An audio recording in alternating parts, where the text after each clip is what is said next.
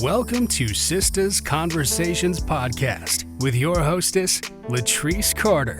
We feature interviews in literary, film, and television, as well as real topics that impact the Black community. Welcome to Sisters Conversations with Latrice Carter. This episode is our author spotlight with my special guest, Sharon Blount. Sharon is from Oakland, California. She is a native and is currently living in Georgia. She loves writing romance with a touch of humor. She published her debut book, Espresso Served with Love, and has won 2 awards for it, New Author and the Donna Hill Breakout Author Award.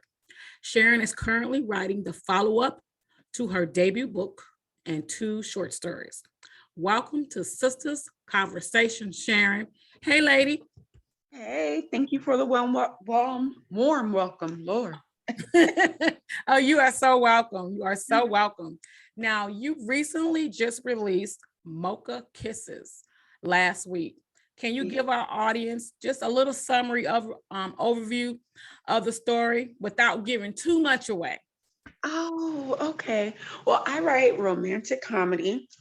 Love writing. I love making people laugh. So this book is the second book to Espresso Served with Love. And this is Cheryl's book. It's what is his name? I'm sorry, Michael. He is the first hero in Espresso Served with Love, is his sister. So this book, it's right there. Brain fart, please excuse me. No worries. It's there. You know, it sits there and you just look thinking, I apologize. So it's meeting someone's love at first sight and you just getting to know someone. That's how it starts. Okay. From a stranger. Yeah. Okay. A new stranger in town. Yeah. Okay. So how did you come up with this story this second time around? Okay. Actually, the second story was supposed to be the third story in the series. So let me tell you, now I understand when authors say, my characters be talking to me, I understand that now. You could have a plan and your characters will lead you somewhere else. And that's what happened. And how I wanted the story to go, this book called for it to be the second book and not the third. Okay. That happens. Yeah. That happens. Yeah, it does, but I had so much fun writing it. Mm-hmm. And I'm so happy it ended up that way. Okay. Yes. So how do you create your characters for your stories? Oh, things that inspire me, my life. Mm-hmm. This is how the city I have is called Java City. I love coffee. Mm-hmm. So I made a whole city up about coffee. Okay. Yeah, and when I said that, when I first started to write the book, they were like, coffee, what? No, that can't work. And I was like, watch me. I'm going to make it work. So what I did a big circle. You know, when you're in school and you have to outline, you write a big circle. What are the things that you like? And you write the little lines and you put the things you like. And that's what I did. Coffee was right in the middle. And then I made other little remarks. And that's how I ended up making the city and building from that. Okay. That's good. It was what I noticed. It was very hard because at first it was based in Sacramento. Then you got to remember the street names, and I didn't do all that. Yes, you do. When you start creating these characters and where they are and your setting, what they like, what they don't like, what they do for a living, you have to be specific. And if you don't do your research, your story is not. Yeah, your story is not realistic. You know what I'm saying? Yeah. And that's not realistic, but what's the word I'm looking for? Real in some sense. Yes, and that's what was happening. I was like, okay, this is not feeling realistic. This is just not the vibe I want. And I stopped and I started brainstorming. Okay, that's good. What is your writing process when you sit down to write your story?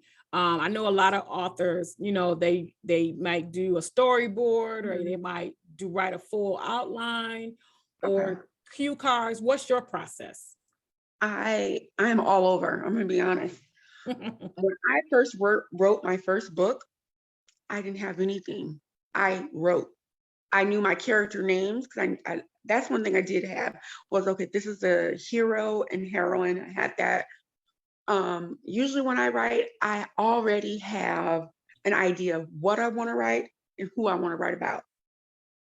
Okay. And I make little notes, and I just go from there.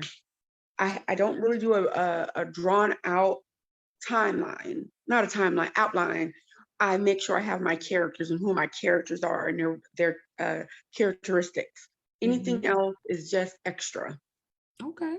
Anything Okay. else, and I just keep going. I let my characters lead me, Okay. and that has been wonderful for me. Because when I tried to do that outline, it didn't work. Because I always went the other way. I never stuck to the outline. and Well, and that's okay. And that's okay you because I do the same thing. Don't feel bad. okay. Okay. See, I'm learning. I'm new. And I was like, this outline, I didn't stay to it. Yeah, yeah. Sometimes when I do an outline, I just do a summary outline because Okay. trying to Okay. do a detailed outline, it doesn't work, you Doesn't know. work for me either at all. And I'm like, wait a minute, this is what I said I was going to do, and this is what happened. So what Mhm. happened was, Yeah, those characters got to talking. And they yeah, was like, no, we gonna write this story. they sure do. They sure do. Absolutely. Well, for all of our listeners out there, Sharon is going to read up to about 5 minutes from Mocha Kisses just to give you guys a taste of Mocha Kisses. So, Sharon, why don't you go ahead and set up the scene for our audience before you start? Okay. Well, can I also read the details, the synopsis as Yes, you well? can. Yes, you can. Okay. Thanks. So I'm gonna read the synopsis first, and then I'm gonna set uh, the portion I'm going to read. Okay. Okay, thank you. Okay, this is Mocha Kisses. So here is the description.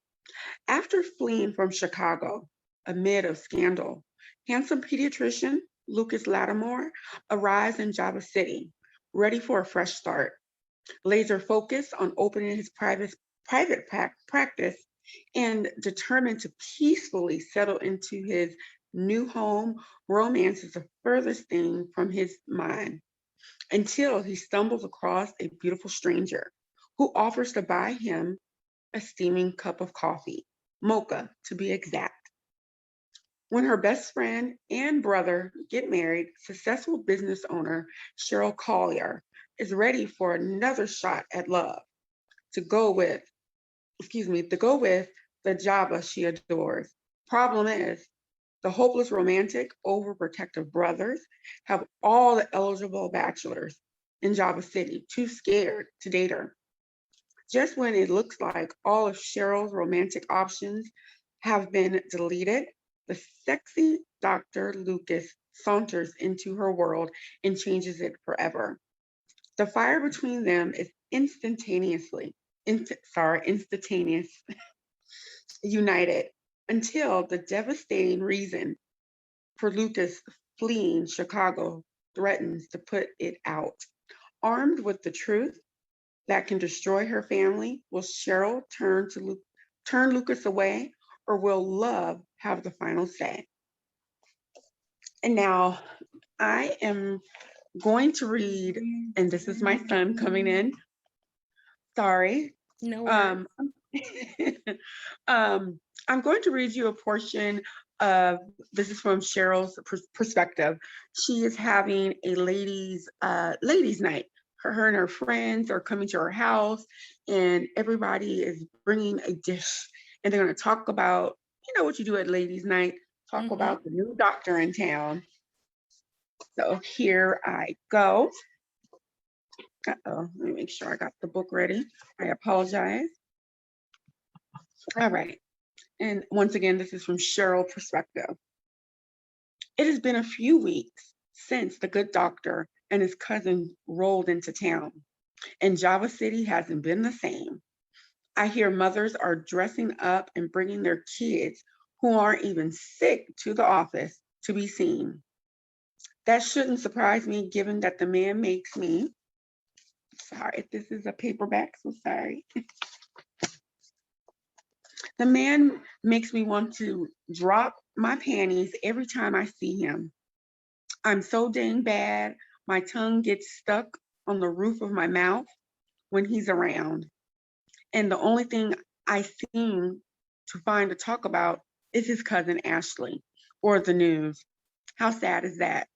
Well, tonight the ladies are coming over and I will surely ask for some advice. I pray it's some information I can use and not go to jail for. I love my girls, but sometimes I do question their sanity. I think I think insanity may be in the green lace bloodline, being that my only friends are related to them. Avery and Vandross are sisters. Nicole is their cousin, and Kiana has been in the family since she was a baby. Our parents are best friends who met in college. So, excuse me. So she's practically family and highly influenced by the Green Lace girls. Marion, new to our little crew, but hell if she doesn't fit in with us. She grew up in Java City and was homeschooled. Her mother kept her close all the time. We became close a couple of months ago after her mother became ill. She needed some support and we all rallied around her. I instructed everyone but Kiana to bring a dish tonight. She is regulated to bring drinks and paper plates. That girl can't cook for anything in the world. If she ever gets a man, he better be the one doing the cooking. Hey, Cheryl, we are here. We're ready to eat. Girl, Avery yells as she opens the front door. She has a key to my home, and I have one to hers. But after catching her granny, getting it on, honey, I call before going over to anyone's house these days. I'm in the dining room, ladies. Come on in and lock the door back. Java City is a safe place, but there's nothing wrong with locking up. I almost spit my soda when I see Vandross. I haven't seen much of her in a while, and I assume she wouldn't be here tonight. She has been wilding out lately. Her moods have been unpredictable. I look at Nicole and stare at her. God, I hope they don't start fighting tonight like the last time they were together. It got hideous between them. I don't want to have to break them up. Don't look so spooked, Nicole says. We aren't going to start anything. We call the truth while we are in your house tonight, but all bets are off tomorrow. She strolls over to me, gives me a great big old hug, and whispers, if she gets out of line, I'm going to whoop that ass. I knew it. Anyways, I brought my favorite spaghetti. She knows I have a weakness for her spaghetti. Great, I made some chicken salad that will go great with it. Hey Van, how are you doing? I asked with hesitation. Hey Cheryl, I'm doing better. Thanks for asking and inviting me over. I made some oatmeal and peanut butter cookies for dessert, and I brought some wine. Good to hear, girl. Come on in and sit down. Bestie, I made some stuffed bell peppers. You are looking all cute in them jeans, filling them out, girl. What have you been eating? You getting all thick on us, Avery says. I wasn't going to say anything, but your ass is spreading. I told you, Marion fits right in with us. Girl, hush. What did you bring? I am speaking nothing but facts. I brought some garlic sourdough bread. That sounds good. If you need to put it in the oven, go right ahead and do it. You know how to use it. Hey, girl. No, sorry. Hey, Kiana. Girl, you're looking too cute with your new pixie cut. What is that in your hand? I asked, looking nervous and pointing to the big green dish she's holding. Oh God, please don't let this girl have cooked anything for us. I made some potato salad, Kiana cheerfully announces. Oh, hell no. I'm not eating it, Nicole barks. Wait, don't worry. I followed all the rules this time, Kiana tries to reassure us. Rules, we all say at the same time. Yep, we are going to die. Sweet baby Jesus, there aren't any rules when it comes to cooking, girl. It's called directions, I say. Same thing to me. Didn't I tell you just to bring plates and drinks, no more food? Yeah, but I wanted to contribute. I can't wait until you taste it and tell me what you think. Kiana hands over the dish to me, and immediately an offensive smell strikes my nostrils. What did you make? I asked, trying not to breathe in too hard. I made potato salad, she repeats. I place the dish down on the table, wondering why potato salad smelled like that. Why in the world does it smell like just warmed over? Marian asked. It doesn't smell. Yes, it does. Girl, what did you put in it? Avery chimes in. She's so scary, never wants to tell Kiana her food is nasty. I use mayonnaise, mustard, relish, olives, eggs, and paprika, Kiana proudly says. I took it out the refrigerator this morning and put it in the car so that I wouldn't forget it. Hold up. What do you mean you took it out this morning? Are you trying to tell us that you let potato salad sit in your car for hours in triple digit temperature? Marian asked. We all look at Kiana, praying she says no. Yes, there's nothing wrong with warm potato salad. Remind me to take you off my insurance policy because I know you're trying to kill us for the money. My advice for all of you, if she is your beneficiary, take her ass off right now because she's trying to have us 6 feet deep, Nicole says. I'm speechless. Sweet baby Jesus, I can't believe she did that. I walk over to the table, contemplating how to get rid of the dish.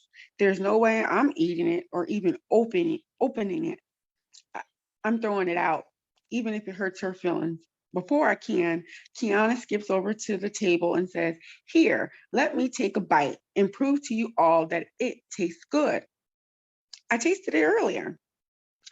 We can't get the words out fast enough before she uncovers the dish and it explodes everywhere.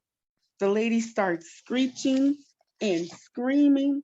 All hell breaks loose. The next thing I know, a piece hits me in my mouth. Another piece lands in my face and everything goes black. And that is an excerpt of Mocha Kisses. Oh my goodness, that potato salad scene. I could actually visualize that whole scene. Thank you.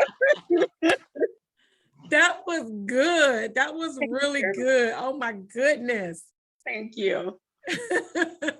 I had to put myself on mute because I was like, I would have slapped the taste from her. You left this potato salad in the car. Potato salad that has mayo and eggs in it. Come on now. Yes. Yes. That was good. That was good. Oh my goodness. So, so do you have a favorite character from this story? If so, who and why? Let me think. From this story, I have to say yes. And it's not the hero or the heroine. It's the cousin of the hero. Her name is Ashley. She's 11 years old. And I absolutely love her because you get the freedom of saying whatever you want. Mm-hmm. You know, you get the joy of kids. You know, they say things and they're truthful. Yes. Not trying to be hurtful, but they're truthful. And I enjoyed writing about her. It's like revisiting my childhood and doing things that I wasn't allowed to do when I was a child. Mm-hmm. I put that all into her. I really love the character. Awesome. Awesome. That's so good. Oh my goodness. So being an indie author, what advice do you have for new indie authors today? Oh, I have a few. The first thing I would tell anybody to keep writing. Keep writing. Don't stop. Even if you cannot afford at that moment, once you find you need 2 at the minimum editors, keep writing. Even if you don't have the money right now, just never stop writing and creating. Even when you only can write a paragraph or 2 sentences, keep writing. And then do your research. Always do research. You have to research anything. Being indie, everything is all onto you. Yep. So if something doesn't go right, guess who's going to get the blame? You. And you have to do the research. And that's one of the things that I had to find out. You have to do the research. Who does book covers? Who's a great editor? Who's a good copy editor? Who's a great proofreader? Those things you have to be able to do. And absolutely. Yep. Oh Absolutely. yeah. I agree with those. And never be scared to ask questions. I'm not embarrassed. Like, okay, I don't understand this. I don't know this. How do I do it? And what do I need to know to become better? Always know you can learn something new. And I learn something new all the time. Yeah. Just keep writing. Yeah. So Mocha Kisses is available. Where can our listeners grab a copy of Mocha Kisses? My book is available on Amazon and on my website. If you want some paperback book, you can go through me at coffeebratpublishing.com. That is my website. You also can get paperbacks through Amazon as well. Okay. So the copies that come through you, are those autographed copies? Yes. When you go through me personally, you get an autographed copy and you get a personal gift from me. When you buy from me directly, and you also get a discount. When you buy it from Amazon, it's $14.99. When you buy it from me, it's $10. Okay. And you get yes, okay. $10 plus $2 shipping. So $12. $12. Yep, $12. And it's autographed, and you get a little free gift. Okay. That's good. Yeah. See, guys, you get a book, you get the book, a free gift, and it's autographed. Yes, okay. I try to do something that's a little different and special because I enjoy autographing books. I know, I do too. I was like, you feel that joy. Like I accomplished something, and I give a little incentive. Okay. Yes.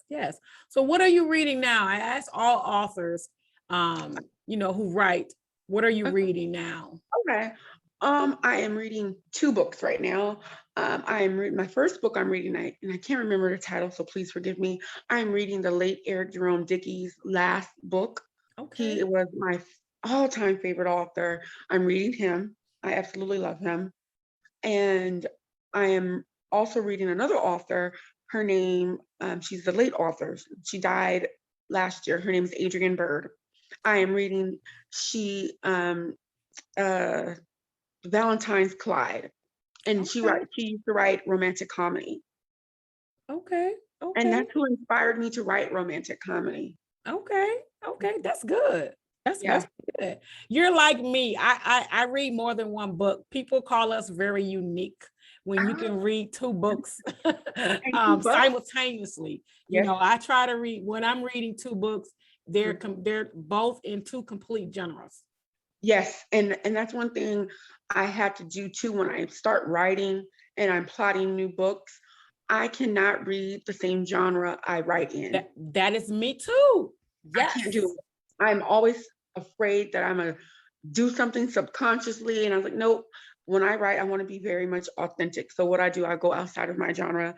I'll read Beverly Jenkins. She writes historical fiction, or I go and read mysteries. Yes. To avoid that story becoming somehow plotted in yours, because it will invade you. Yes.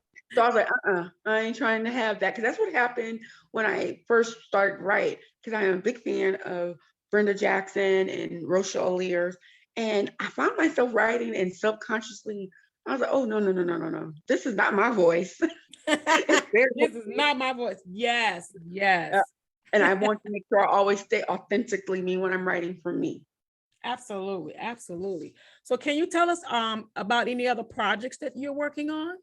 Yes, I'm in the process of writing 2, by the way, which is not easy. I have Mhm. to, oh, I'm writing right now. It's called the book called For the Love of Trey. That will be my first woman's fiction book. Okay. Yes. And then I'm writing the 3rd book called Latte Dreams in the series Java City. Okay. Okay. Very nice. Very nice. So Yes, I'm excited. I'm excited for you. So Thank you. 2020 was a very hard year Oh, yeah. during, for all of us. Mhm. But I've been asking all my guests, what did you learn about yourself during the Mhm. pandemic in 2020 that you were doing different in 2021? Well, you know what? Being in the pandemic, one thing I have learned for myself, it gives you so much time to think and reflect. So Mhm. I had COVID and I almost didn't make it out. Um, and one thing I realized what I did, I I quit things that I was scared to fail at. And Mhm. I told myself, God, if you let me see another day, I will not do that anymore. I will Mhm. keep going and doing things, even though it scares me and I'm nervous, that I Mhm. will keep going and I will keep trying. And that's what I'm doing is keep trying, even if it's scary, keep on going. Not Absolutely. not be scared of failure. That's one thing I'm very much scared of is failure. But I Mhm. told myself, how would I ever get great at something if I don't keep trying? That's right. Yeah. That's right. So that's what I learned about myself. That's very good because we learn from our mistakes and our Yes. mistakes make us stronger. Yes, it did, and it has. And one of those things I have is reliving the past, and I'm like, I don't want you. You get so caught up of what happened instead of moving forward. And I said, you know what? That's not going to keep happening. No. Absolutely. So I go out and I make sure I make an effort to not do that. Mhm. Okay, that is wonderful. That is wonderful. So everyone, you guys can pick up a copy of Mocha Kisses either by visiting coffeebratpublishing.com or going out to Amazon and typing in Mocha Kisses by Sharon Blount, and you can get it there. And Sharon, tell our listeners where and how they can connect with you on social media. Okay. You can connect with me on Instagram. It's Coffee Brat. Just look me up, Coffee Brat. What do you call it? A little underscore, Coffee Brat. Mhm. Um, Facebook, I'm Author Sharon Blount. I also have a author page, and it's just Sharon Blount on Facebook as well. And you can find me on Twitter, Coffee Brat with 2 T's. And also I think those are it. Those are the only ones I'm on actively, and that's Okay. enough. Yeah, yeah. It's hard to be on everything. They want you to be everywhere where there's readers. Yes, and it's hard, but I'm like, wait a minute. Then you get so caught up on social media. Mm-hmm, mm-hmm, mm-hmm. Have you ever found yourself detoxing from social media? Yes, I just did that. I run a book club called Building Relationships Around Books, and it has been an online Facebook club for almost 12 years now, Oh, and a wow. physical one. Yes, yes, and a physical one for 15. Um, I had to just detox. You kind of get run down, get tired, the negativity you see on Facebook, on social media, Yeah, all the way. And I was like, you know what? I need a break. And I did just that. I took a month off. I was like, we'll be back. there You you go. have to make sure your mental health is there. And I found myself being depressed and a little bit combative with people because everybody is hostile right now with the pandemic, wearing the mask. And I was like, know what? No, no, let me just take a me break and just cut off with social media for a while. You just have to Yeah. do those things to make sure you okay. And that's what I Mhm. did. You have to take that it's called self-care and taking care of your peace of mind. It's priceless. Yes. And I have learned that the hard way. And no. Yes. Yes. I've made myself a promise to do it once a month. Take off at least, not actually once a month, twice a month. I take off a weekend completely from Friday to Monday off social media. Okay, I think I might try doing that. Yeah. It's really good once you do it and you realize just how much you depend on social media and just how much negativity you ingest on a daily. And then once you cut it off, it just feels so good and peaceful. Yes. And it's good for you. It's just good. It's just good for you mentally, to take that break, And so, yes.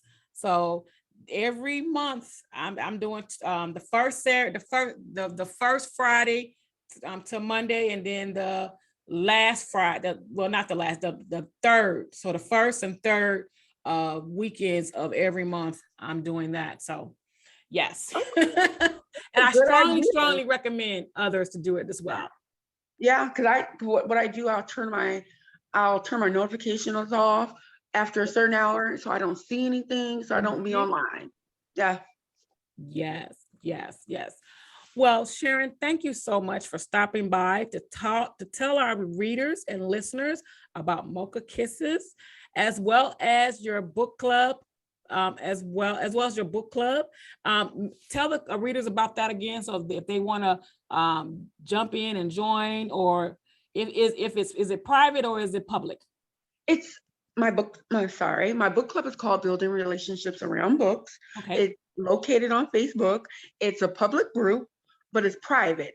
Can't just anybody see everything. Right. But you're welcome to come in, as long as you're drama free. We love it. Come on in. We discuss all genres of books. It's primarily focused on African American romance, even interracial as well. But and we do other genres into our as well. Okay. Sorry about that. Oh, no worries. Don't come with the drama. Right. Don't come with the drama. That's right. And pick up y'all copy of Mocha Kisses now. Please do, but that has a good drama in there for you. There you go. If you want drama, pick up Mocha Kisses. Don't bring drama to any of the Facebook groups. No. You want some drama and good laughter. That's one thing I always want to make sure I do, is make someone laugh when they close my book. And that's what will happen when you read one of my books. Yes. I'm gonna have to get Mocha Kisses, honey, because that potato salad scene. I'm still thinking about that potato salad scene. And that is just the tip of things that happens in Java City. See, yes, I'm gonna have to take a trip to Java City in Mocha Kisses. Well, that's our show today, everybody. Make sure y'all visit coffeebratpublishing.com. Follow Sharon on Coffee Brat, 2 T's on Twitter, on Instagram. She's at coffee_brat with 1 T. And then she's on Facebook as Author Sharon Blount. And if you have questions that you want to address, you can send her an email at sharonlblunt@gmail.com. Again, Sharon, thank you so much for being on Sisters Conversations today. Thank you very much. I had a wonderful time today. Oh, you're welcome. You are so welcome. Have a good evening. You too. Thanks to our special guests for joining the show today. Be sure to follow us on your favorite streaming channel so you don't miss a show. We can be heard on Spotify, Apple, iHeartRadio, Spreaker, and YouTube at Sisters Place. Visit our website, www.sistasplace.com, to learn more about us.